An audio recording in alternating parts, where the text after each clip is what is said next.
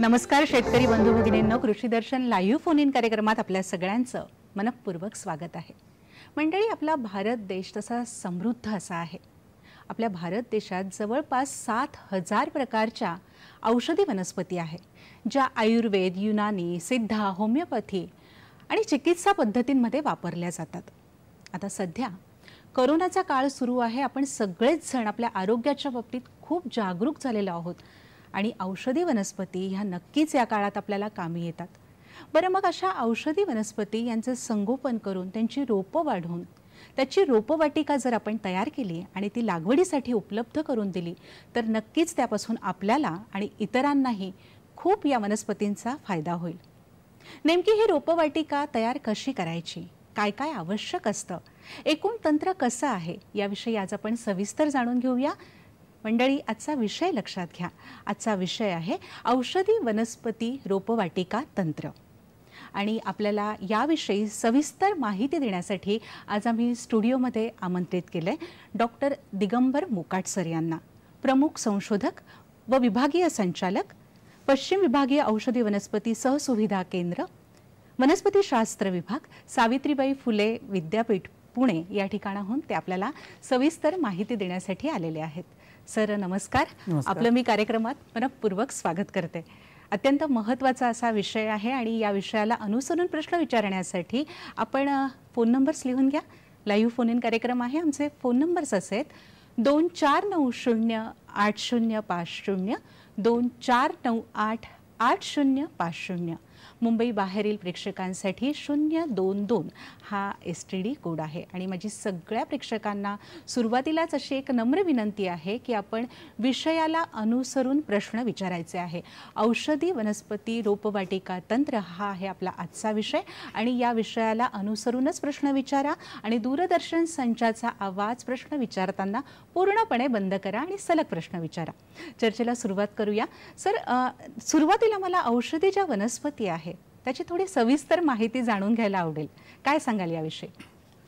जैवविविधतेने समृद्ध संपन्न आपल्या देशामध्ये औषधी वनस्पतीची मोठी विविधता पाहायला मिळते। औषधी वनस्पतीचे मोठे भांडार आपल्या देशामध्ये पाहायला मिळते। औषधी वनस्पतीविषयीचा आपल्याला एक चांगला इतिहास आहे, चांगला एक वारसा आहे। विविध चिकित्सा पद्धतीमध्ये औषधी वनस्पतीचा वापर अनादी काळापासून होत आला आहे।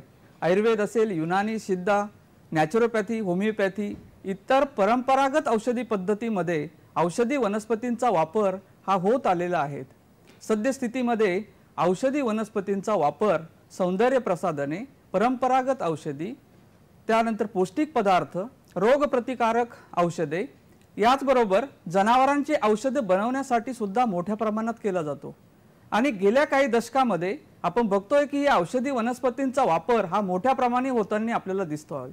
आज आपण जर बघितलं जगभरात किंवा देशांतर्गत बाजारपेठेचा जर विचार केला, जगभरामध्ये साधारणतः 7.5 अब्ज अमेरिकन डॉलर, बिलियन अमेरिकन डॉलरची उलाढाल, 7.5 बिलियन अमेरिकन डॉलरची उलाढाल ही आता होताना आपल्याला दिसते आहेत। आणि यामध्ये दरवर्षी 13-14% वाढ आपल्याला होताना पाहायला मिळते। आणि ही जी वाढ आहे ह्या वाढीच्या अंदाजानुसार जागतिक आरोग्य संघटनेने एक अहवाल प्रकाशित केलेला आहे आणि पुढच्या काही वर्षामध्ये ही जी वाढ आहे ही 7 ट्रिलियन अमेरिकन डॉलर होणार आहेत। आणि मग एका बाजूला औषधी वनस्पतींच्या कच्च्या मालाची, औषधी वनस्पतींची मागणी मोठ्या प्रमाणात आपल्याला होताना दिसते आहेत गेल्याने किंवा अनेक कारणांनी या औषधी वनस्पती आपल्याला दुर्मिळ झालेल्या पाहायला मिळतात। अनेक वनस्पती या संकटग्रस्त वनस्पतींच्या यादीमध्ये गेलेल्या आपल्याला पाहायला मिळतात। आणि मग एका बाजूला व्यापार वाढतो आहे, एका बाजूला या औषधी वनस्पती दुर्मिळ होऊ पाहत आहेत आणि मग या औषधी वनस्पतींचं संगोपन व्हावं, या औषधी वनस्पतींची रोपे निर्मिती व्हावी, त्याचं त्या ठिकाणी लागवड मोठ्या प्रमाणात व्हावी, त्याचं विपणन व्हावं, त्याचं प्रायमरी प्रोसेसिंग किंवा प्रक्रिया त्यावरती व्हावी, या अनुषंगाने देश पातळीवरती मोठं कार्य सुरू झालेले आहेत। राष्ट्रीय औषधी वनस्पती मंडळ आयुष मंत्रालयाअंतर्गत कार्य करतं आणि संगोपन, बाजारपेठ, संवर्धन, रोपवाटिका, मूल्यवर्धन इत्यादीसाठी हे राष्ट्रीय औषधी मंडळ कार्य करत आहेत। शेतकरी, संग्राहक किंवा प्राथमिक मूल्यवर्धन करणारे जे शेतकरी बांधव आहेत, आदिवासी बांधव आहेत, महिला बचत गट आहेत, यांच्यासाठी वेगवेगळे प्रशिक्षण असतील, मेळावे असतील, याच्या परिसंवाद असतील, याच्या माध्यमातून राष्ट्रीय औषधी वनस्पती मंडळाच्या वतीने जे काही देशभरामध्ये 7 सुविधा केंद्र स्थापन करण्यात आलेले आहेत, रिजनल कम फॅसिलिटेशन सेंटर्स जे सुरू करण्यात आलेले आहेत, याच्या माध्यमातून शेतकरी बांधवांना औषधी वनस्पतीचं लागवडीचं तंत्र, रोपवाटिकेचं तंत्र, त्याचं विपणनाविषयीची माहिती, मूल्यवर्धनाविषयीची माहिती करून दिली जात आहेत. आणि मग आपला जो पश्चिम प्रदेश आहे, या पश्चिम प्रदेशामध्ये राजस्थान, गुजरात, महाराष्ट्र, गोवा आणि केंद्रशासित प्रदेश दीव, दमण, दादरा, नगर हवेली या ठिकाणी मार्गदर्शन करण्यासाठी, शेतकऱ्यांना मार्गदर्शन करण्यासाठी या राष्ट्रीय पश्चिम विभागीय औषधी वनस्पती सहसुविधा केंद्राची स्थापना वनस्पती शास्त्र विभाग सावित्रीबाई फुले पुणे विद्यापीठामध्ये करण्यात आलेली आहे. त्याच्या माध्यमातून शेतकरी बांधवांना आपण बियाणे उपलब्धता, रोपे उपलब्धता, त्या लागवडीचं प्रशिक्षण आपण देत आहोत. नक्कीच. म्हणजे आता आपण पश्चिम विभागाचा उल्लेख आत्ता केला, याचं खूपच अनन्यसाधारण महत्त्व औषधी वनस्पतीचं असताना आपण जर पश्चिम क्षेत्र आणि आपला महाराष्ट्र या दोघांचा विचार करायचा झाला तर आपल्याकडे आणि पश्चिम क्षेत्रामध्ये साधारणतः कोणकोणत्या औषधी वनस्पती प्रामुख्याने उपलब्ध आहेत ज्या आपल्या सगळ्यांसाठी अत्यंत उपयोगी अशा आहेत, काय सांगाल सर? पश्चिम क्षेत्र जे आहेत, या क्षेत्रामध्ये आपलं पश्चिम क्षेत्र हे उष्ण कटिबंधीय प्रदेशात मोडतं आणि या उष्ण प्रदेशामध्ये आपल्याला विविध प्रकारचे जंगल पाहायला मिळतात. मग आपण जर राजस्थानमध्ये विचार केला तर त्या ठिकाणी वाळवंटही पाहायला मिळतं, त्या ठिकाणी खुरटी जंगलही पाहायला मिळतात. आपल्याला आपण जर महाराष्ट्रात आलो तर आपल्याकडे पश्चिम घाट आहेत, या ठिकाणी आपल्याला निमसदाहरित प्रकारचं जंगल. आपल्याला गुजरात, राजस्थान, महाराष्ट्र असेल तर इथे समुद्राच्या कडेने आपल्याला त्या ठिकाणी खारफुटीचं जंगलही पाहायला मिळतं. विविध प्रकारच्या जंगलांमुळे आपल्या या प्रदेशामध्ये साधारणतः ज्या औषधी वनस्पती आहेत, 2000 औषधी वनस्पती सुमारे या प्रदेशामध्ये आपल्याला पाहायला मिळतात. आणि मग त्याच्यामध्ये काही वृक्ष आहेत, काही झुडपं आहेत, काही शूप आहेत, काही वेली आहेत. आणि मग मुख्यत्वे करून या ज्या वनस्पती आहेत याचं जे आपल्याला हॅबिट वाईज त्याचं जे वर्गीकरण करता येईल, परंतु आपल्याला जे मोठ्या प्रमाणात या ठिकाणी ज्या औषधी वनस्पती पाहायला मिळतात तर राजस्थान ठिकाणी गुगुळ सारखी वनस्पती पाहायला मिळते. आपण त्याचे फोटोग्राफ्सही दाखवूया प्रेक्षकांना. या ठिकाणी आपल्याला राजस्थान सारख्या ठिकाणी आवळा हा जो आहे आपल्या प्रदेशामध्ये, आपल्या पूर्ण पश्चिम भागामध्ये चांगल्या पद्धतीने वाढताना आपल्याला पाहायला मिळतो. आपल्याकडच्या जंगली आवळ्यालाही त्या ठिकाणी खूप मागणी आहेत. बेलामध्ये खूप विविधता आपल्या प्रदेशामध्ये पाहायला मिळते. पोटाचे विकार असतील, दशमुळांमध्ये मोठ्या प्रमाणात या बेलाचे फळं आणि मुळं हे औषधांमध्ये खूप मोठ्या प्रमाणात वापर. अश्वगंधा, इसबगोल, सोनामुखी, कळलावी, काळमेघ, तुळस, सफेद मुसळी, सीता अशोक सारखा दुर्मिळ वृक्ष सुद्धा या प्रदेशामध्ये पाहायला मिळतो. सर्पगंधा, याला 21व्या शतकातील दिव्य वनौषधी म्हटलेले आहे, तेही आपल्या पश्चिम घाटात आणि काही गुजरातच्या काही भागामध्ये आपल्याला पाहायला मिळते. त्याचबरोबर वेखंड, ब्राह्मी, मंडूकपर्णी, आपण या सगळ्या अनेक वनस्पती आहेत त्या आपण दाखवूया आणि त्याविषयी माहिती देऊया.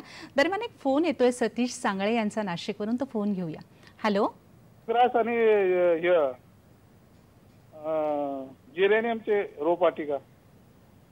आपला प्रश्न पुन्हा एकदा नीट विचारा. जिरेनियम आणि लेमन ग्रास यांची रोपवाटिका.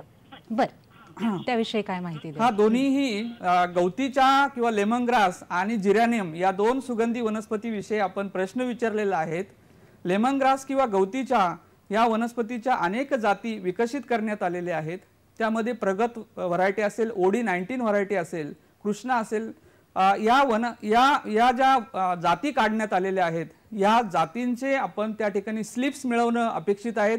आणि याचं जे प्रोपोगेशन आहेत लेमन ग्रासचं, हे स्लिपच्या द्वारे हे प्रोपोगेशन होत असतं. त्यामुळे स्लिप्स आपण आणि ह्या ज्या जाती विकसित केलेल्या आहेत, सीमॅप जी इन्स्टिट्यूट आहेत लखनौ यांच्या माध्यमातून त्या विकसित करण्यात आलेल्या आहेत.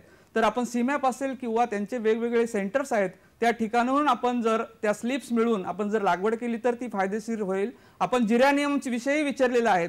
जिरॅनियमची लागवड करताना आपल्याला त्याच्या खोडाच्या छाटापासून आपण त्याची लागवड ही करू शकतो.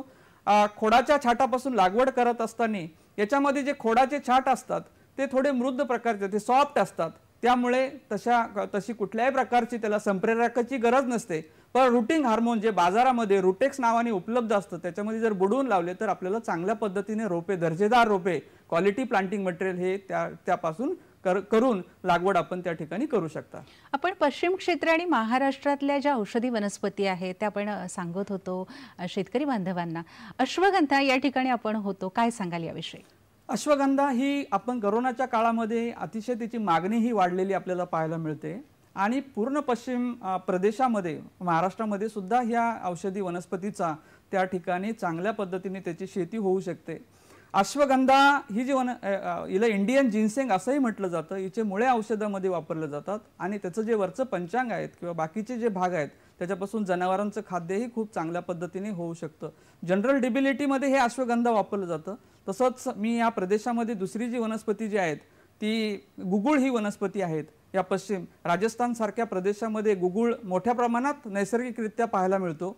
गुगुळचा डिंक हा सांधेदुखी असेल किंवा इतर विकारामध्ये, रुमॅटॉइड आर्थरायटिसमध्ये हा डिंक जो असतो हा मोठ्या प्रमाणात वापरला जातो. हे स्टेरॉइड, नॅचरल स्टेरॉइड असल्या कारणाने गुळ हे एकदा टॅपिंग केल्यानंतर झाड मरतं आणि म्हणून याची लागवड मोठ्या प्रमाणात होणं आवश्यक आहे. नक्कीच. आपल्याला एक फोन येतोय मीना हेडगे यांचा पुण्यावरून, आपण तो फोन घेऊया. हॅलो.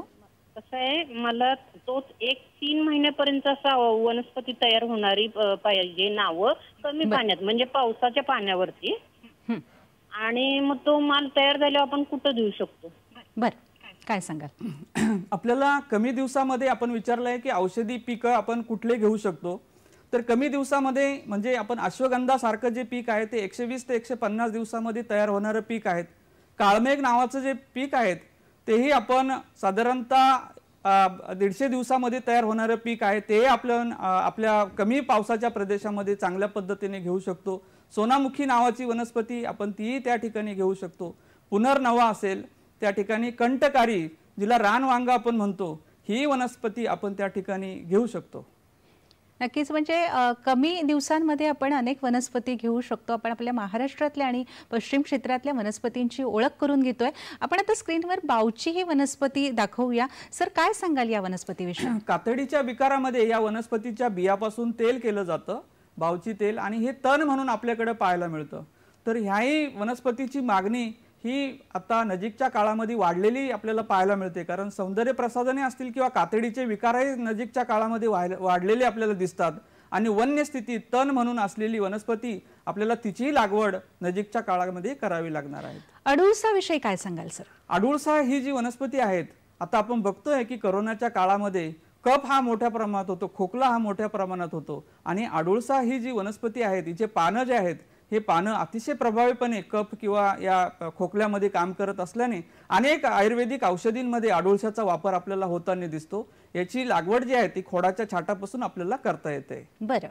आणि कोरपड ही सगळ्यांना सर्वश्रुत आहे, घराघरात पण अनेक ठिकाणी आपण लावलेली बघतो, काय सांगाल सर? ही जी कोरपड आहे किंवा कुमारी असंही हिला म्हटलं जातं, आणि कोरपड जी आहेत आपल्या नजीकच्या काळामध्ये सौंदर्य प्रसाधनांमध्ये किंवा आपण केसाचे तेल बघतो की याच्यामध्ये कोरपडच्या जे मगज असतो किंवा जे ज्यूस असतं हे मोठ्या प्रमाणात हेल्थ ड्रिंक सुद्धा बाजारामध्ये कोरपड पासून आलेले आहेत. कोरपडची लागवड, त्याच्यामध्ये बार्बेडन्स व्हरायटी ही त्याची लागवड करून शेतकऱ्यांना किफायतशीर त्या ठिकाणी चांगला फायदा होताना आपल्याला दिसतो आहे. कोरपडची लागवड आपल्याला सकरच्या माध्यमातून, त्याचं जे प्रोपगेशन आहे, रोपवाटिका तंत्र आहेत, हे आपल्याला ते सकर्स आणून त्याची लागवड आपल्याला त्या ठिकाणी करायची आहे. बरं, एक फोन येतोय आपल्याला, तो आपण फोन घेऊया. हॅलो, जयवंत काकडे यांचा फोन आहे, बोला. हा बोला, प्रश्न विचारा. कुठून बोलतात आपण? हा, मी रत्नागिरीतून बोलतोय. रत्नागिरी. हा, विचारा प्रश्न. माझा प्रश्न साहेब असा आहे, कोकण साहेब नमस्कार. तर आपल्या कोकणामध्ये किंवा संबंध महाराष्ट्रामध्ये फणस हे जे झाड आहे अतिशय औषधी त्याचे गुणधर्म आहेत, आणि त्याच्या ज्या बिया आहेत, आठला आहेत, त्या डायबिटीस वरती अतिशय उत्कृष्ट औषध म्हणून त्या अजून शोध लागलेला आहे. तर या संबंधामध्ये आपण सरकारकडून हे झाड उत्पादन करण्यासाठी किंवा वाढ करण्यासाठी काय आपण योजना काय आहेत का, ते जरा सांगा. अनेक औषधी वृक्षांच्या संवर्धनासाठी किंवा मूल्यवर्धनासाठी राष्ट्रीय औषधी वनस्पती मंडळाकडून विविध योजना या त्या ठिकाणी दिल्या जातात. लागवडीसाठीची योजना असेल किंवा मूल्यवर्धनासाठीची योजना असेल, रोपवाटिकेची योजना असेल. परंतु आपण फणस जी वनस्पती आहे ती फळ पिकामध्ये येत असल्या कारणाने पण त्याचे औषधी उपयोगही मोठ्या प्रमाणात आहेत. आपण तशा पद्धतीचा प्रस्ताव जर त्या ठिकाणी दिला तर आपल्याला त्या ठिकाणी अनुदान प्राप्त होऊ शकेल. आपल्या अवतीभोवती अनेक अशा औषधी वनस्पती आहेत ज्या आपल्यासाठी उपयोगी आहे, त्याची माहिती आपण आज करून घेतोय आणि रोपवाटिकेचं तंत्र नेमकं काय आहे ते समजून घेतो आहोत. पण या ठिकाणी घेऊया एक छोटीशी विश्रांती.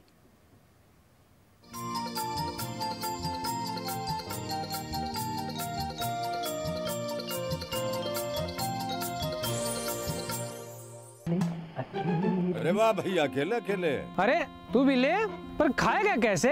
मैं ऑर्गेनिक खेती की बात कर रहा रे बेटे। अकेले अकेले खेती कब तक करेगा? मतलब गांव में 20-25 किसानों का समूह बना के पंजीकरण करवा ले, फिर सरकारी ट्रेनिंग भी मिलेगी और मुफ्त जैविक बीज खाद भी। फिर पीजीएस ऑर्गेनिक की सरकारी मोहर के साथ तेरी उपज आकर्षक पैक में पहुंचेगी बड़े बाजार तक। अच्छा हाँ, अरे भाई कहाँ चल दिया? सबको साथ लाने, आमदनी बढ़ाने। तो किसान भाई समझ गए ना, साथ मिलकर ऑर्गेनिक खेती कीजिए, अपनी परंपरा को आगे बढ़ाइए, ज्यादा मुनाफा कमाइए। माटी से प्रेम की परंपरा है परंपरागत खेती।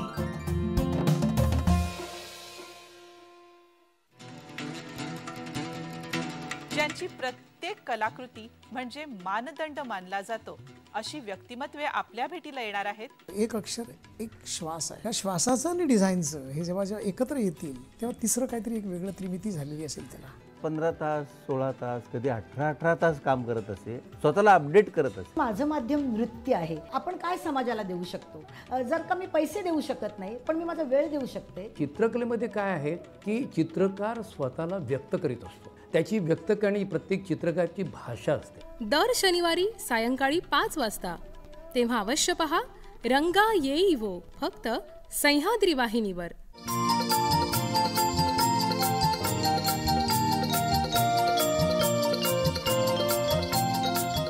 विश्रांतीनंतर मी पुन्हा एकदा आपल्या सगळ्यांचं कार्यक्रमात स्वागत करते। आजचा विषय औषधी वनस्पती रोपवाटिका तंत्र आणि याविषयी आपल्याला डॉक्टर दिगंबर मोकाट संपूर्ण माहिती देतात। आणि कार्यक्रमात आता आपल्याला एक फोन आलाय बीड इथून। आपल्याला फोन आहे सदाशिव शिरसाट यांचा। हॅलो हॅलो, हा विचारा प्रश्न।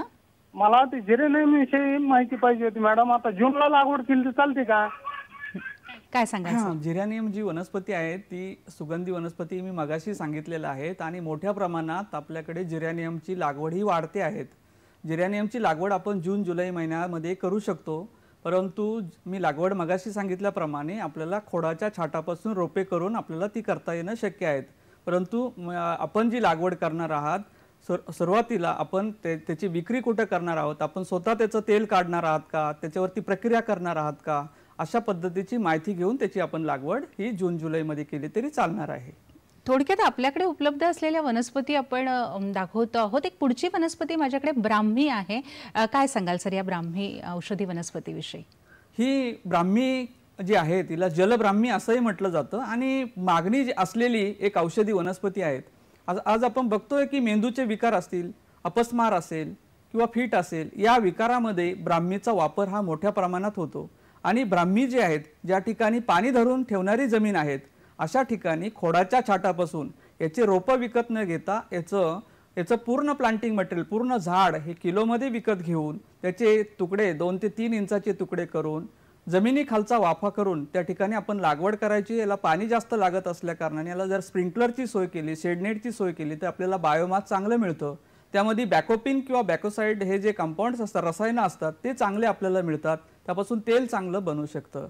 तर ही पुढची एक वनस्पती आपण दाखवतो आहोत प्रेक्षकांना। एक सोनामुखी नावाची वनस्पती आहे।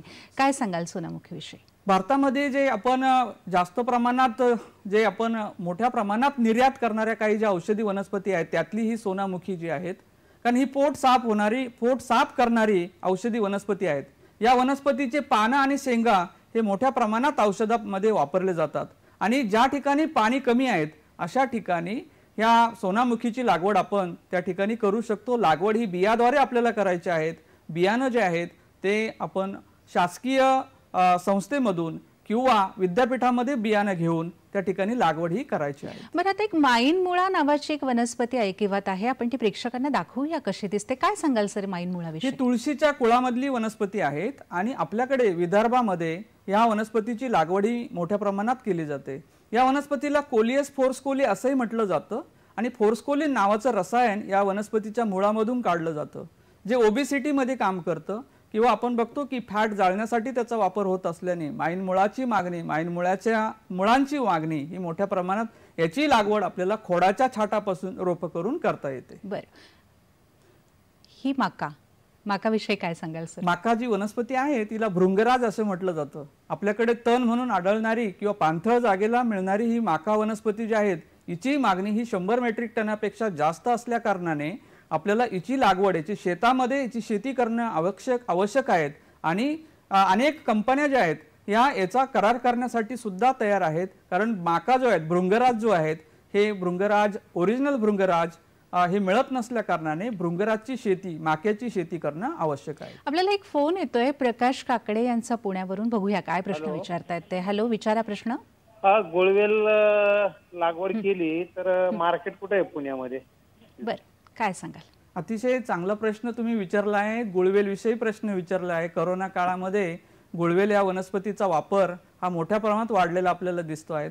ज्वरनाशक किंवा सगळ्या प्रकारच्या तापामध्ये गुळवेलचं खोड हे वापरलं जातं आणि मोठी मागणी असलेलं जे गुळवेल आहेत याची जर आपण लागवड केली, देशामध्ये अमृता फॉर लाईफ कॅम्पेन सुरू आहेत आणि या कॅम्पेनच्या माध्यमातून आमचं जे सेंटर आहेत, रिजनल कम फॅसिलिटेशन सेंटर, सहसुविधा केंद्र, याच्यामध्ये रोपं निर्माण करण्यात आलेली आहेत. ती रोपंही आपल्याला त्या ठिकाणी उपलब्ध होऊ शकतात. लागवड केल्यानंतर आपल्याला पुण्यामध्ये अनेक औषधी कंपन्या आहेत, त्यांच्याशी करार करून आपण त्यांना विक्री करू शकता. बरं, आता औषधी वनस्पतींची शेती करत असताना हे जे रोप निर्मिती तंत्र आहे ते शेतकऱ्यांना अवगत असणं कितपत गरजेचं आहे, काय सांगाल? आणि त्यासोबत आपण काही औषधी वनस्पतीही शेतकऱ्यांना दाखवूया, काय सांगाल? औषधी वनस्पतींची शेती करत असताना ज्या काही मुख्य समस्या आहेत त्यातली एक मुख्य समस्या म्हणजे रोपे आणि बियाणे उपलब्धता आणि दुसरी मुख्य समस्या जी आहे ती बाजारपेठ उपलब्धता. तर पहिली जी समस्या आहे त्यामध्ये रोपे आणि बियाणे उपलब्धता. मोठ्या प्रमाणात शेतकरी बांधवांचा जो खर्च होतो तो रोपे खरेदीसाठी होतो. रोपे ही त्यांना महागड्या दराने विकत घ्यावी लागतात, बियाणं हे महागड्या दराने विकत घ्यावं लागतात आणि मग सुरुवातीची जर कॉस्ट त्या ठिकाणी आपल्याला बियाणं किंवा रोपासाठी जर द्यावी लागत असेल मोठ्या प्रमाणात, म्हणून शेतकरी बांधवांना स्वतःला जर माहीत झालं रोपे बनवण्याचं तंत्र तर त्या ठिकाणी आपल्याला मोठा खर्च कमी करता येणं शक्य आहे. मग रोपे आपल्याला निर्माण करत असताना औषधी वनस्पतींचं रोपांचं जे तंत्र आहेत, अनेक शेतकरी बांधव वेगवेगळ्या पिकांची शेती करत असतात, परंतु औषधी वनस्पतींची शेती करत असताना ते पीक त्यांना नवीन असतं. म्हणून ह्या जे पीक करणार आहोत आपण त्या पिकाच्या काही जाती आहेत का, त्याचे वाण विकसित केले आहेत का, अधिक उत्पादन देणारे वाण आहे का, हे माहीत असणं आवश्यक आहे.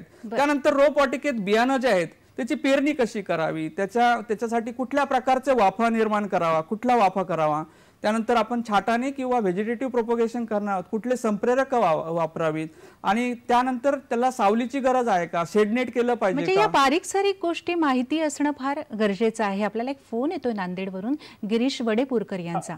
हॅलो. हा, नमस्कार. नमस्कार, मी गिरीश वडेपूरकर बोलतोय नांदेडवरून. बोला. मला औषधी वनस्पती श्वेतचंदन उत्पादनासंदर्भात माहिती पाहिजे होती. सांगतो. श्वेतचंदन किंवा चंदन किंवा व्हाईट सँडलवूड किंवा व्हाईट सँडर असं आपण प्रश्न विचारलेला आहे, त्याच्या लागवडीविषयी माहिती विचारलेली आहेत. महाराष्ट्रामध्ये अनेक शेतकऱ्यांनी याची लागवड केलेली आपल्याला पाहायला मिळते, चंदनाची, श्वेतचंदनाची. आणि नुकताच महाराष्ट्र शासनाने याच्या तोडीसाठी कुठल्याही प्रकारचं बंधन, कुठल्याही प्रकारची परवानगी लागणार नाही अशा पद्धतीचा GR आपल्याला काढलेला पाहायला मिळतोय. आणि याची जर लागवड करायची असतील तर याचे जे रोपं आहेत हे रोपं बियापासून आपल्याला केली पाहिजे. बिया ज्या आहेत त्या फळं काळी झाल्यानंतर, परिपक्व फळांमधून बिया काढल्यानंतर, चांगलं ते सुकवल्यानंतर हे जे बियाणं आहेत त्याला 50% जिब्रेलिक ॲसिडमध्ये 12 तास ठेवून आपण पिशवीमध्ये जर पेरलं तर आपल्याला 21 दिवसानंतर 21 ते 30 दिवसामध्ये बियाणं उगून आलेलं त्या ठिकाणी पाहायला मिळतं. सुरुवातीच्या काळामध्ये आपल्याला रोपं करायची असतील तर या वनस्पतीमध्ये, कारण चंदन ही परपोषी वनस्पती, सेमी पॅरासाइट असल्या कारणाने, परपोषी असल्या कारणाने आपल्याला रोपवाटिकेत रोपे करत असताना त्या ठिकाणी आपल्याला प्रायमरी होस्ट, प्राथमिक होस्ट त्या ठिकाणी देणं आवश्यक आहे. मग त्या ठिकाणी आपण माठाची भाजी असेल, वेगवेगळ्या भाज्या असतील, आपण लँटेना आपण जो आहे तो सुरुवातीच्या काळामध्ये त्या ठिकाणी प्रायमरी होस्ट म्हणून, किंवा तूर उडीद मूगही आपण त्या ठिकाणी प्राथमिक होस्ट, पण रोपे जे आहेत 3-4 फुटाची झाल्यानंतरच आपण ते शेतामध्ये लागवड करायचे आहेत.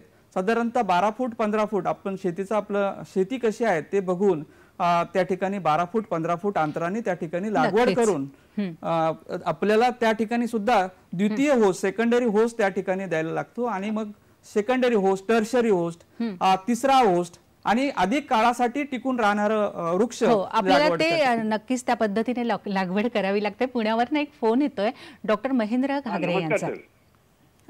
नमस्कार, विचारा प्रश्न. प्रश्न विचारायचा होता मला. मी पुण्याहून बोलतोय, महेंद्र घागरे. आतापर्यंत किती लोक शेतकऱ्यांनी पैसे ह्या औषधी नर्सरीतून किंवा लागवड करून कमवलेत आणि त्यासाठी सावित्रीबाई फुले विद्यापीठाने त्यात सहभाग किती घेतलेला आहे? अतिशय चांगला प्रश्न यांनी विचारलेला आहे. महत्त्वाचा प्रश्न की कमवले किती. तर त्याची नोंद मिळणं कठीण आहे, परंतु वेळोवेळी गेल्या वर्षभरापासून हे केंद्र सुरू करण्यात आलेलं आहे आणि मी स्वतःही 20 वर्ष या क्षेत्रामध्ये काम करतो आहेत.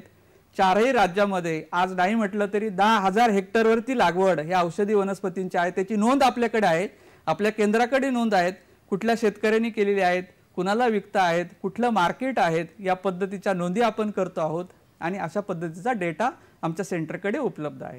म्हणजे कार्य होतं आहे. मी आता काही फोटोग्राफ्स दाखवते सर, आपण त्याची माहिती थोडक्यात आपल्या प्रेक्षकांना देऊया. अनेक प्रश्न आपल्या समोर आहेत. या ठिकाणी शंखपुष्पी म्हणजे विष्णुक्रांता ही जी वनस्पती, काय सांगाल याच्याविषयी? विष्णुक्रांता किंवा शंखपुष्पी ही वनस्पती मेंदूच्या विकारात याचे मुळं वापरले जातात. तण म्हणून असणारी ही वनस्पती, हिची मागणी मोठ्या प्रमाणात आहेत आणि हिच्या बिया ह्या काळ्या रंगाच्या असतात, त्या जमा करून आपण शंखपुष्पीची लागवडही करू शकतो. बरं, आता पुढची वनस्पती घेते मी. पुढची वनस्पती दाखवावी. अनंतमूळ, काय सांगाल? अनंतमूळ जी वनस्पती आहेत ही रक्तशुद्धी करणारी वनस्पती आहेत आणि रक्तशुद्धी करणारे या वनस्पतीचे मुळं हे सुगंधी असतात. अनंतमूळ जे आहेत हे आपल्या प्रदेशामध्ये, पश्चिम प्रदेशामध्ये आपल्याला मोठ्या प्रमाणात, विशेषतः कोकणामध्ये पाहायला मिळतं. अनंतमूळ हे शास्त्रीयदृष्ट्या हेमिडेस्मस इंडिकस, परंतु याच्या बरोबर आपल्याकडे डिकॅलॅपिस हॅमिल्टोनी नावाचं दुसरं अनंतमूळची लागवड मोठ्या प्रमाणात महाराष्ट्रामध्ये काही शेतकरी बांधवांनी लागवड केलेली पाहायला मिळते. परंतु हे मागणी असलेलं आणि बियापासून लागवड आपण या अनंतमूळाची करू शकतो. बरं, पुढची वनस्पती आहे शिवण, काय सांगाल? शिवण वनस्पती जी आहेत हा जो वृक्ष आहे शिवण, याला काश्मीरी गंभीरही असंही म्हटलं जातं. या वनस्पतीचे सगळे भाग हे विविध उपयोगासाठी वापरले जातात. याचे जे मुळं आहेत हे मुख्यत्वे करून दशमुळारिष्ट किंवा दशमुळघृत, हे दशमुळं जे आहेत याच्यामध्ये दशमुळांची मागणी ही खूप मोठ्या प्रमाणात आहेत. आपल्याकडे साधारणतः 10,000 औषधी कंपन्या आपल्या देशामध्ये आहेत आणि सगळ्याच कंपन्या ह्या दशमुळारिष्ट किंवा दशमुळापासून औषधं बनवत असतात. तर त्यामध्ये ह्या शिवणचा मुळांचा वापर हा होताना आपल्याला दिसतो. नागकेशर विषयी काय सांगाल सर? नागकेशर वनस्पती आपल्याकडे दुर्मिळ होऊ पाहत आहेत. या वनस्पतींच्या फुलामध्ये असलेले जे केशर आहेत हे रक्तस्तंभक आहेत आणि हे महिलांच्या विकारामध्ये हे केशर अतिशय चांगल्या पद्धतीने काम होतं. हा हळू वाढणारा वृक्ष आहे. याला इंग्रजीमध्ये आयर्नवूड ट्री असे म्हटलं जातं. पण या वृक्षाचे जर आपल्याला रोपं करायचे असतील तर आपण ते बियापासून करू शकतो. या वनस्पतीचे कलम करण्याचं तंत्रही विकसित करण्यात आलेलं आहे. सुरंगीच्या झाडावरती सुरंगीचे रोपं करून आपण त्या ठिकाणी त्याच्यावरती नागकेशराची कलम ही करू शकतो. परंतु नागकेशर ही जी वनस्पती आहेत, नागचाफा असंही म्हटलं जातं, याची मागणी खूप मोठ्या प्रमाणात आहे. 1,000-1,200 रुपये किलोने याचे केशर हे विकले जातात. त्याची लागवड संवर्धनही होणं त्याचं आवश्यक आहे. बकुळ याविषयी काय सांगाल सर? आपल्याकडे छान अशी कविता आहेत, या बाई या बकुळीच्या झाडाखाली फुलं वेचूया. ही बकुळ जी वनस्पती आहे अतिशय सुंदर दिसणारा हा वृक्ष आता सध्या फुललेला आहे. याची जी खोडाची साल आहेत किंवा याचे फळं आहेत हे औषधांमध्ये, आपण दंतविकारामध्ये याची खोडाची साल ही वापरली जाते. फुलंही वापरले जातात, फळंही वापरले जातात आणि आपण बियापासून याचे रोपे हे करू शकतो. बियाचं बाहेरील आवरण हे त्या ठिकाणी कडक असल्या कारणाने त्या ठिकाणी बियावरती संस्करण करणे आवश्यक असतं आणि आपण त्या ठिकाणी याला गरम पाण्यामध्ये ओव्हरनाईट म्हणजे रात्रभर ठेवून दुसऱ्या दिवशी जर आपण हे बियाणं पिशवीमध्ये पेरलं तर त्या ठिकाणी आपल्याला रुजवा चांगला मिळतो. आपल्याला एक फोन येतोय रघु फणसेकर यांचा डोंबिवलीवरनं, घेऊया तो फोन. हॅलो. हॅलो. हा, विचारा प्रश्न. सिंधुदुर्ग जिल्ह्यामध्ये कोणत्या औषधी वनस्पतीची लागवड करू शकतो आपण ते विचारत. काय सांगाल? सिंधुदुर्ग जिल्हा हा पश्चिम घाटात मोडत असल्या कारणाने आणि या ठिकाणी मोठ्या प्रमाणात पाऊस पडत असल्या कारणाने, परंतु आज आपण जर बघितलं सिंधुदुर्ग जिल्ह्यामध्ये औषधी वनस्पतींची विविधता फार मोठ्या प्रमाणात पाहायला मिळते. या ठिकाणी औषधी वृक्ष असतील, झुडपं असतील, क्षूप असतील, वेली असतील, हे आपल्याला पाहायला मिळतात. परंतु आपल्याला व्यापारी तत्वावर जर लागवड करायची म्हटलं, या ठिकाणी शतावरी, सर्पगंधा, वेखंड, नारळाच्या बागांमध्ये आपण वेखंड लागवड करू शकतो. दवना किंवा वेगवेगळ्या सुगंधी वनस्पती त्या ठिकाणी नारळाच्या बागामध्ये, अनेक मसाले जे आहेत हे औषधांमध्ये वापरले जातात. मसाल्याची शेती आपण सिंधुदुर्गामध्ये होते, ती अधिक चांगल्या पद्धतीने आपण करू शकतो. एक पुढची वनस्पती आहे सब्जा सर, ही फार सर्वश्रुत आहे, काय सांगाल याविषयी? सब्जा वनस्पतीचं बियाणं हे पोटाच्या विकारामध्ये वापरलं जातं. त्याचे अनेक भाग हे वेगवेगळ्या औषधामध्ये वापरले जातात. आणि तुळशी कुळातील वनस्पती याचीही लागवड ही आपल्याकडे पश्चिम विभागामध्ये होताना आपल्याला मोठ्या प्रमाणात गुजरात राज्यामध्ये होते. आपल्याकडेही 1-2 शेतकऱ्यांनी याची लागवड केलेली आहेत. बियापासून आपण याची लागवड ही करू शकतो.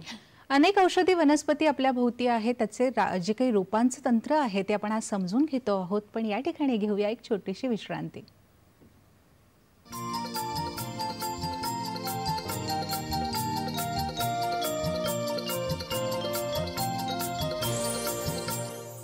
हर जोखिम से निकल कर फसल आए, सुरक्षित हो जाए।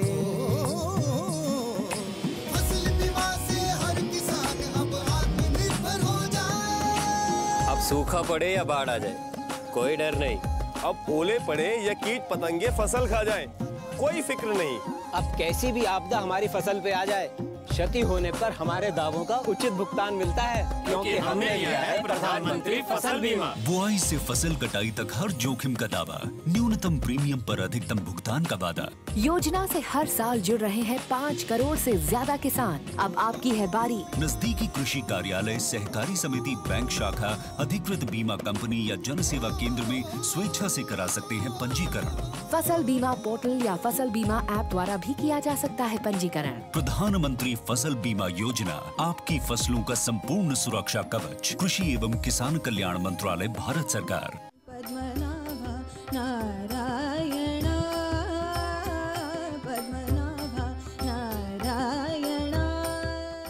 जीवनाला अंधाराकडून प्रकाशाकडे नेणारा, आम्ही बिघडलो तुम्ही बिघडा, आम्ही बिघडलो तुम्ही बिघडा। अनेक संतांच्या भक्तिमय रचनांनी सजलेला देव माझा मी देवाचा भक्तिगीतांचा कार्यक्रम भक्तिरंग पाहायला विसरू नका. सोमवार ते शुक्रवार सकाळी 6:30 वाजता. शेतकऱ्यांच्या हितासाठी मोठं पाऊल. प्रधानमंत्री कृषी सिंचन योजना. प्रत्येक शेताला पाणी, प्रत्येक थेंबानं अधिक उपज. सिंचनाचे योग्य उपाय आणि जल संरक्षणाच्या नव्या तंत्रज्ञानासह वाढणार जमिनीचा जलस्तर. जिल्हा स्तरापर्यंत असतील सिंचन योजना. बिगर सिंचित क्षेत्रापर्यंत पोहोचल्यानं वाढणार उत्पादन. भारत सरकारची भव्य योजना, प्रधानमंत्री कृषी सिंचन योजना.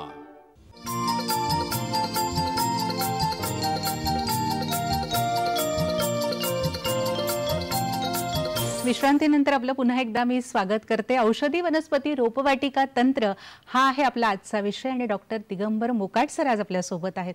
वेगळ्या वेगळ्या वनस्पतींचं जे काही रोपवाटिकेचं तंत्र आहे ते समजून घेतोय. सर, आपल्या समोर लवंग आणि तुळस या महत्त्वाच्या वनस्पती, काय सांगाल? लवंग, तुळस, मगाशी सब्जा किंवा आपल्याला कृष्ण तुळस सगळ्यांना परिचित आहेत. सब्जा तुळस, लवंग तुळस, याला लवंगासारखा फ्लेवर असतो, पण याची आपल्याकडे शेती काही ठिकाणी होताना दिसते. लवंग तुळशीला मागणी, याचा सुगंधी द्रव्य याच्यापासून काढला जातो, बियापासून लागवड केली जाते. कर्पूर तुळस एक आहे. कर्पूर तुळस जे आहे त्याला कापरासारखा वास येत असल्याने त्याच्यामध्ये कॅम्फर हे मोठ्या प्रमाणात असतं. आणि कर्पूर तुळस, लवंग तुळस, सब्जा तुळस अशा वेगवेगळ्या प्रकारच्या तुळशींची विविधता आपल्याकडे पाहायला मिळते. त्याची शेती आपल्याकडे मोठ्या प्रमाणात सुरू झालेली आहे. एक सताप नावाची एक वनस्पती आहे, छोटी छोटी पिवळी फुलं असतात त्याला, काय सांगाल सर या वनस्पतीविषयी? ही जी वनस्पती ही तापामध्ये वापरली जाते आणि या वनस्पतीचं प्रोपोगेशन जे आहेत, रोपं जे आहेत हे खोडाच्या छाटापासून केली जातात. खोडाच्या छाटापासून खोडाची छाट जे आहेत साधारणतः 3 ते 4 इंचाचे किंवा 8 ते 10 सेंटीमीटरचे खोडाचे छाट घेऊन ते आपण वेगवेगळे कंटेनर आपण नजीकच्या काळामध्ये रूट ट्रेनर्समध्ये याची रोपं हे करू शकतो. आपल्याला एक फोन येतोय अमित मराठे यांचा पुण्यावरून, तो फोन घेऊया. हॅलो. हा नमस्कार, माझा एक प्रश्न आहे. मागच्या वेळी त्यांनी गुळवेल आंब्याच्या झाडावर वाढली तर चालेल असं सांगितलं होतं. तर गुळवेल आंब्याचे पाणी किंवा रस शोषून घेतं आणि वाढ होते का मुळातलं पाणी आणि घेतं? गुळवेल ही जी वनस्पती ही अतिशय कमी पाण्यावर येणारी वनस्पती आहेत. त्यामुळे असं आपण ती सध्या कडुनिंबाच्या झाडावर जर वाढलेली असेल तर तिला अधिक महत्त्व आहे. आयुर्वेदामध्ये तशी त्याची नोंद आहेत आणि तशा पद्धतीचे काही ठिकाणी लागवड ही झालेली आपल्याला पाहायला मिळते. आंब्याच्या झाडावरची असेल तरी तिला औषधी गुण आपल्याला जास्त पाहायला मिळतात. पण असं की आंब्याच्या झाडाचं पाणी गुळवेल घेईल, कारण गुळवेल ही वनस्पती आहे, तुम्ही तिचं मूळ जरी छाटून टाकलं तरी ती हवेतील आर्द्रता घेऊन वाढत राहते. कारण तिला अमृता असं म्हटलेले अमरत्व असलेली वनस्पती, ती स्वतः मरत नाही. खोडामध्ये जेवढं पाणी आहेत, आत्ताही आपण बघितलं तर अनेक ठिकाणी मुळं नाही पण झाडावरती वाढलेली दिसते. म्हणून असं काही होणार नाही की ती आंब्याच्या झाडावर लावली आणि मग आंब्याचं पाणी घेते. आणि नक्कीच अमरत्व प्राप्त झालंय असं आपण एक छान शब्द त्यासाठी आहे किंवा सत्यता त्यासाठी आहे. एक रानवांगी म्हणून एक वनस्पती आहे सर, काय सांगाल याच्याविषयी? रानवांगी जी वनस्पती आहेत ही ओसाड महारानावर किंवा पडीक जमिनीवरती आपल्याला पाहायला मिळते. ह्या वनस्पतीची वापर हा दशमुळामध्ये, मगाशी मी सांगितलं की दशमुळं जे आहेत याच्यामध्ये 5 मोठी झाडं आहे आणि 5 छोटे क्षूप आहेत. हे जे क्षूप आहेत त्याच्यामध्ये कंटकारी आहेत. याची मागणी खूप मोठ्या प्रमाणात मग कफ, अस्थमा, दमा याही विकारामध्ये किंवा मूत्र विकारामध्ये ही कंटकारी वापरली जात, मुख्यत्वे करून ती दशमुळात वापरली जात असल्या कारणाने वन्य स्थितीमध्ये असलेली आपल्याला तिची शेती भविष्यामध्ये करावी लागणार आहे. या सगळ्यांच्या रोपवाटिका करणं तितकंच गरजेचं आहे. बृहुती ह्या वनस्पतीविषयी काय सांगाल? बृहुतीचा वापर याला आपल्याकडे चिचारडी असं म्हटलं जातं. या वनस्पतीचे फळं आणि त्याच्यामध्ये त्याचे मुळं हे दशमुळामध्ये वापरले जातात. यामध्ये मगाशी सांगितल्याप्रमाणे जे लघुपंचमुळं आहेत दशमुळामधले, त्याच्यामध्ये बृहती, कंटकारी म्हणजे आपली चिचुरडी, त्याच्यामध्ये गोखरू, सालवण आणि पिठवण या 5 प्रजातींचा समावेश होतो. या 5ही लघुपंचमुळांची मागणी ही खूप मोठ्या प्रमाणात असल्या कारणाने त्याची शेती ही होणं आवश्यक आहे. बरं, आता ही एक आणखीन अक्कलकाडा ही जी वनस्पती आहेत, अक्कलकारा या वनस्पतीचे फुलं हे औषधामध्ये वापरले जातात आणि आवाजाचे काही जे औषधं बनवले जातात, आपला आवाज सुधारण्यासाठी जे औषधं बनवले जातात त्यामध्ये या फुलांचा वापर होतो. आपल्याला याची जर लागवड करायची असेल तर बियापासून, ही सूर्यफुलाच्या कुळातील वनस्पती आहे, याच्या बियापासून आपण याची लागवड ही करू शकतो. पुढची वनस्पती सर, गोखरू ही वनस्पती सुद्धा दशमुळामधील आहे, लघुपंचमुळामधील आहेत. या वनस्पती ही वन्य स्थितीमध्ये आपल्याला ज्या ठिकाणी ओसाड महारान आहेत त्या ठिकाणी पाहायला मिळतात. कोकरूचे फळं जे आहेत तेही मूत्रविकारामध्ये, किडनी स्टोनमध्ये वापरले जातात. परंतु याचे मुळं जे आहेत, फळं मुळं हे दोन्ही औषधात वापरले असल्या कारणाने आज आपण महारानावरती बघतो की तण स्वरूपात आहेत, पण याही वनस्पतीची मागणी असल्या कारणाने तिचं संवर्धन, त्याचं त्या ठिकाणी संगोपन होणं आवश्यक आहे. त्याचं ते गोळा करून कंपन्यांना देणं आवश्यक आहे. पिठवण दिसते समोर, काय सांगाल? त्या पिठवण वनस्पतीला कृष्णपर्णी असं म्हटलं जातं. ही वनस्पती दुर्मिळ झालेली आपल्याला पाहायला मिळते. लघुपंचमुळापैकी एक, दशमुळापैकी एक. या वनस्पतीचे जर आपल्याला रोपं करायचे असतील तर याचं जे बियाणं असतं हे बाजरीसारखं असतं आणि अतिशय याचं आवरण जे असतं टणक असतं. आपल्याला सुईच्या साहाय्याने त्याला त्या आवरणाला होल घेऊन आपल्याला पाण्यामध्ये, गरम पाण्यामध्ये त्याला संस्कारित करून आपल्याला पेरावं लागतं आणि मग त्याचे आपण रोपं करू शकतो. परंतु दुर्मिळ झालेली जी पिठवण आहेत याची मागणी खूप मोठ्या प्रमाणात आहे औषधी कंपन्यांसाठी, त्याची लागवड होणं आवश्यक आहे. बरं, आता औषधी वनस्पतींची रोपवाटिका असणं गरजेचं आहे, पण ती नेमकी कोणत्या कोणत्या वनस्पतींसाठी असावी, काय सांगाल सर? औषधी वनस्पती ज्या आहेत, मी मगाशी सांगितल्याप्रमाणे की जवळजवळ आपल्याकडे 7200 औषधी वनस्पती आपल्या देशामध्ये पाहायला मिळतात. या 7200 औषधी वनस्पती ज्या आहेत यापैकी साधारणतः 1250 वनस्पती याचा व्यापार चालतो, ज्या ट्रेडमध्ये आहेत. आणि या 1250 पैकी अशा काही 252 वनस्पती आहे की ज्याची मागणी ही 100 मेट्रिक टनापेक्षा जास्त आहेत. आपल्याला रोपवाटिका करत असताना व्यापारी तत्वावरती मागण्या असलेल्या वनस्पती, औषधी वनस्पती, त्याचबरोबर ज्या वनस्पती दुर्मिळ झालेल्या आहेत अशा दोन्ही पद्धतीच्या व्यापारी तत्वावर आणि आपल्याला रोपवाटिका करणं गरजेचं आहे. वसंत चौधरी यांचा नवी मुंबई इथून फोन येतोय. आपण आपल्या मुद्द्याकडे येऊया सर. विचारा प्रश्न. नमस्कार मॅडम. नमस्कार. आता कार्यक्रम सुंदर आहे वनस्पतीबद्दल. मला खूप आवड आहे या कार्यक्रमाची. बरं, सब्जा वनस्पती जवळचं मार्केट कुठे असेल? बरं, काय सांगाल?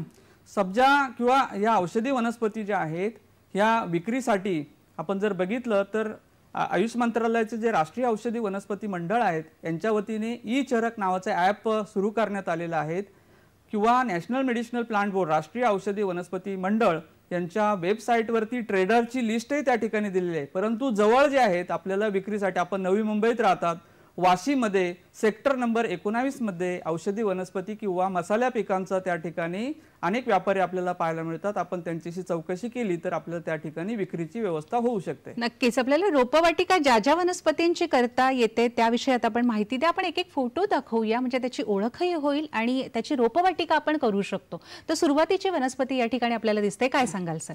सफेद मुसळी जे आहेत या वनस्पतीची मागणी जी आहेत, कारण हे सफेद मुसळीचे जे कंद आहेत किंवा जे कंद आहेत, वाळलेले कंद, याची मागणी जी आहेत सेक्सची काही जे सेक्शुअल इम्पोर्टन्सीची जी औषधं आहेत याच्यामध्ये खूप मोठ्या प्रमाणात वापर होत असल्या कारणाने सफेद मुसळीची मागणी दोन्ही बाजारपेठेमध्ये, देशांतर्गत आणि देशाबाहेरील दोन्ही बाजारपेठेमध्ये खूप मोठ्या प्रमाणात वाढलेली.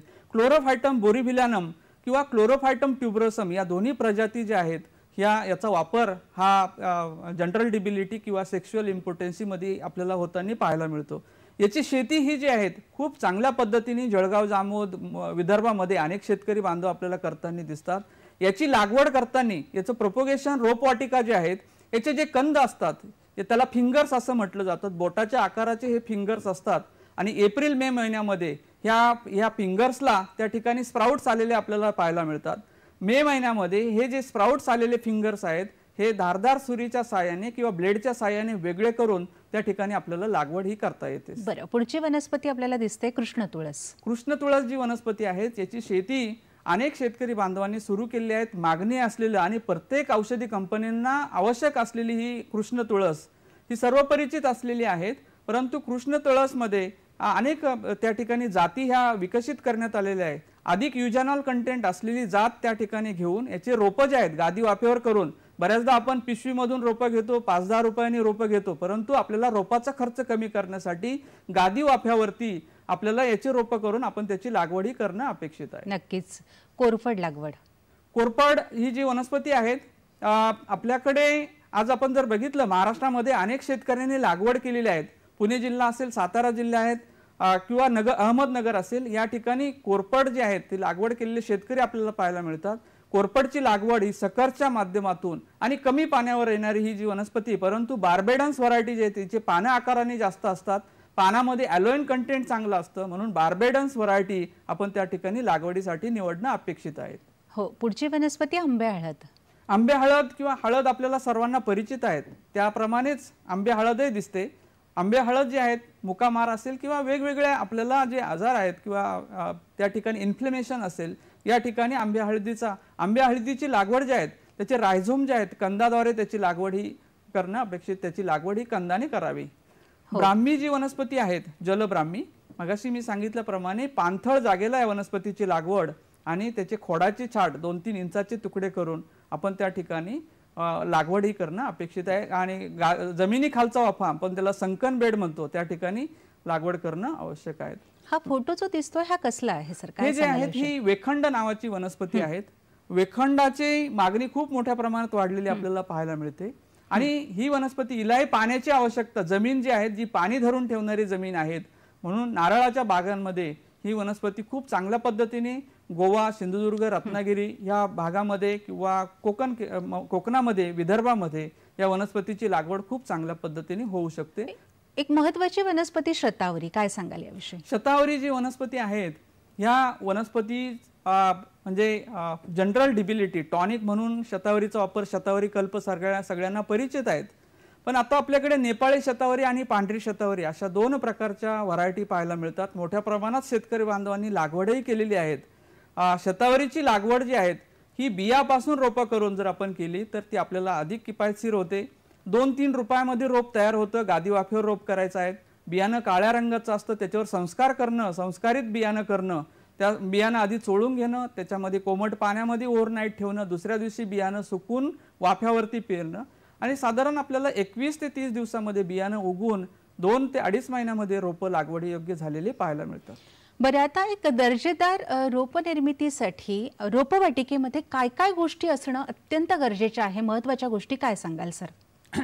दर्जेदार रोपे, क्वालिटी प्लांटिंग मटेरियल आपण जेव्हा औषधी वनस्पतीचं करतो तर त्या ठिकाणी रोपनिर्मिती करत असताना आपल्याला त्या ठिकाणी पूर्ण जैविक पद्धतीने, ऑर्गॅनिक पद्धतीने आपल्याला कमीत कमी रसायनांचा रासायनिक कीडनाशक किंवा बुरशीनाशकांचा वापर त्या ठिकाणी आपण औषधी वनस्पतींची लागवड त्या ठिकाणी करणार आहोत आणि औषधी वनस्पतींची त्यामध्ये गुड कल्टिवेशन प्रॅक्टिसेस आपल्याला फॉलो करायला लागतात. म्हणून रोपनिर्मिती करत असतानाच आपल्याला रोपनिर्मिती करत असताना त्या ठिकाणी वाफे वेगवेगळ्या प्रकारचे, त्या ठिकाणी सावलीची सोय, म्हणजे आपल्याला सेडनेट जे वेगवेगळ्या प्रकारचं असतं 50%, 75%, 90% या पद्धती सेडनेट त्या आपली वनस्पती कुठली आहेत, तिला सावलीची गरज किती आहे, उन्हाची गरज किती आहे, सूर्यप्रकाश किती पाहिजे, त्याला ऊन वारा याच्यापासून त्याचं संवर्धन होण्यासाठी मग त्या ठिकाणी आपल्याला बांबूचं स्ट्रक्चर असेल, पोल उभे करूनही आपल्याला त्या ठिकाणी संरक्षण आपण रोपांचं करू शकतो. बरं, PD पाटील यांचा आपल्याला जळगाववरून फोन येतोय, तो फोन घेऊया आपण. हॅलो. हॅलो. हा सर, प्रश्न विचारा. हा, नमस्कार मॅडम. नमस्कार. मी PD पाटील जळगावून बोलतोय. माझा प्रश्न असा आहे की ज्या आम्ही शेतकरी जे काही उत्पन्न लावतो आता, समजा या औषधी वनस्पतींची तुम्ही माहिती देतायत, पण त्यांना ते मार्केटिंग साठी फार म्हणजे कोणी अशा कंपन्या ज्या आहेत जसं वैद्यनाथ आहे, डाबर आहे, असं पूर्ण तुम्ही ते टायअप करून द्यायला पाहिजे, कारण की शेतकऱ्याला ते विकाव कुठे हा मोठा प्रश्न. सगळ्यात महत्त्वाचा प्रश्न आपण विचारलाय, मार्केटिंग कुठे, विकायचं कुठे, निर्मिती तर करू शकतो, उत्पादन करू शकतो, काय सांगाल सर? मगाशी मी सांगितल्याप्रमाणे रोप बियाणे उपलब्धता ही समस्या एक आणि बाजारपेठेची समस्या. तर बाजारपेठेची समस्या सोडवण्यासाठी रिजनल कम फॅसिलिटेशन सेंटर जे आहेत, या सेंटरच्या माध्यमातून ज्या काही कंपन्या आहेत यांच्याबरोबर आणि शेतकऱ्यांबरोबर करार करून देण्याचं काम सुद्धा भविष्यामध्ये आपण या वर्षीपासून सुरू करणार आहोत आणि अनेक कंपन्या ज्या आहेत त्यांची मागणी आपण घेत आहोत.